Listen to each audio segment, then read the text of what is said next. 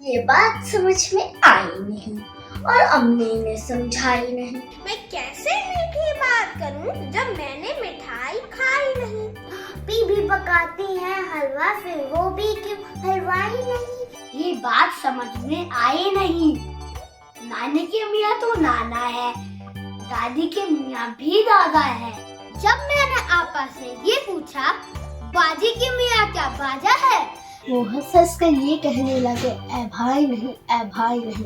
ये बात समझ में आई नहीं, ये बात समझ में आई। जब नया महीना आता है बिजली का बिल आ जाता है। हालांकि बादल बेचारा ये बिजली मुफ्त बनाता है। तो फिर हमने अपने घर बिजली बादल से क्यों लगवाई नहीं?